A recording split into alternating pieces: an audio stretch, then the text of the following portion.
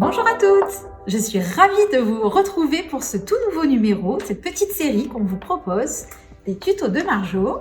Donc dans ces tutos, je vais vous partager toutes mes petites astuces de couture pour réparer, customiser, créer vos vêtements.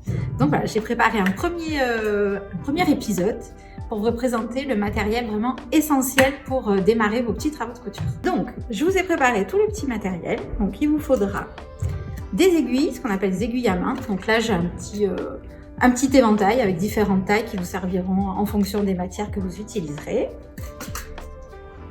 Des aiguilles de machine à coudre pour celles qui utiliseront une machine à coudre, avec là aussi différentes tailles en fonction des matériaux utilisés, mais je vous expliquerai tout le moment venu. Des bobines de fil, évidemment. Donc attention quand vous choisissez vos bobines de fil à la qualité du fil. C'est très important. Si vous choisissez un fil de mauvaise qualité, quand vous allez commencer à coudre, que ce soit à la main ou à la machine, le fil risque de se casser, de faire des peluches. Et du coup, c'est pas joli et c'est pas agréable. Donc là, moi, j'ai choisi des fils de polyester. Ouais, bon, là, j'ai pris du blanc, du noir, du basique. C'est ce que vous pouvez acheter dans un premier temps. Ensuite, des épingles. Alors, il existe différentes épingles. Vous avez ce type d'épingle-là, avec ce qu'on appelle à bourron, en général colorés, qui servent en général plutôt pour tout ce qui est gros matériaux, fourrure. Mais bon, certaines préfèrent utiliser celle-ci, pourquoi pas. Moi, je préfère des petites comme ça, à tête plate, très fine, qui sont très pratiques et très maniables. Voilà. Ensuite, pour découdre, parce que quand on coud, souvent, on est amené à découdre. Alors, différents ustensiles. Je vous en montre un que je vous montrerai une fois, parce que moi, je ne l'utilise pas, mais je vous le montre quand même. C'est ce petit objet-là, un découvite. Voilà. Il existe différentes formes, donc ça, c'est un des plus basiques. Voilà. Alors moi, je l'aime pas beaucoup parce que je le trouve dangereux et pas du tout précis. Je vais faire juste une petite démo. Alors, en général, donc vous avez ici une pointe qui pique. Ici, vous avez une petite lame qui coupe et puis là, un petit bloqueur. Donc le risque quand on utilise ce genre d'outil, alors déjà, c'est pas précis. Et puis, on peut facilement glisser quand on le maîtrise pas. Et du coup, on peut faire des trous dans son vêtement, dans son tissu. Donc voilà, moi je trouve pas ça très pratique. Vous voyez, on peut facilement ici, des fois il faut forcer un peu, et si on force trop, on déchire son vêtement. Donc voilà, je vous le montre quand même parce que ça existe, mais après vous ne le verrez plus. Il existe également ce type d'outil, ce qu'on appelle un coupe-fil. Alors ça, c'est assez pratique pour couper tous les petits fils. Mais par contre, on peut pas couper. C'est vraiment juste pour couper les fils, mais ça peut servir. Et là, par contre, je vais vous montrer vraiment les essentiels. Les ciseaux.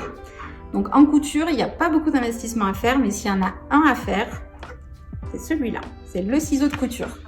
Donc moi, j'en utilise 3 différents. J'ai ce type de ciseau, le tout petit ciseau avec une pointe, vous voyez, très fine.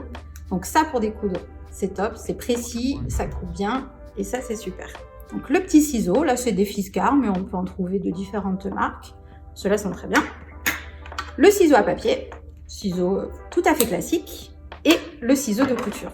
Donc là, c'est un Fiskars aussi, avec une grande lame pour couper le tissu. C'est parfait. Donc là, mesdames, ça, c'est votre outil le plus essentiel.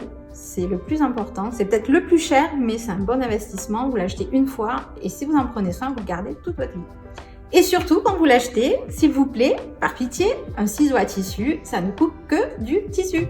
Interdiction de couper autre chose, le papier, peu importe.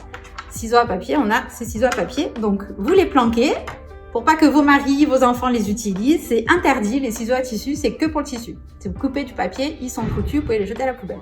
Donc par pitié, conservez-les bien secrètement dans une boîte et vous les garderez toute votre vie.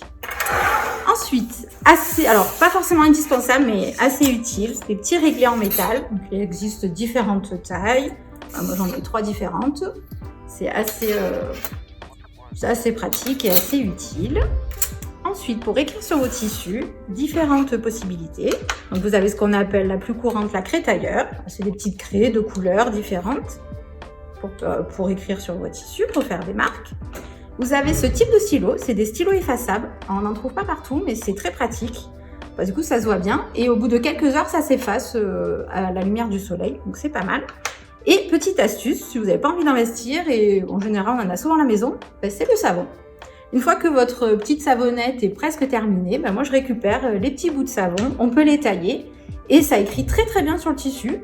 Et vous verrez, ça sert aussi, j'ai d'autres astuces avec le savon. Donc ne jetez plus vos petits bouts de savonnette, on peut les réutiliser. Voilà. Ensuite, pour celles qui voudront aller un peu plus loin, évidemment, une machine à coudre. Donc aujourd'hui, il existe une multitude de machines à coudre. Vous avez tous les prix et même des petits prix qui fonctionnent très bien. Donc voilà, si vous voulez aller un petit peu plus loin dans la couture, investissez dans une machine à coudre et vous aurez également besoin d'un petit fer à repasser, c'est très utile. Voilà, là je vous ai présenté vraiment les indispensables et puis au fur et à mesure des vidéos, je vous présenterai d'autres petits ustensiles ou matériels utiles pour réaliser vos travaux. Voilà, j'espère que ce premier épisode vous a plu et je vous donne rendez-vous très vite pour la suite.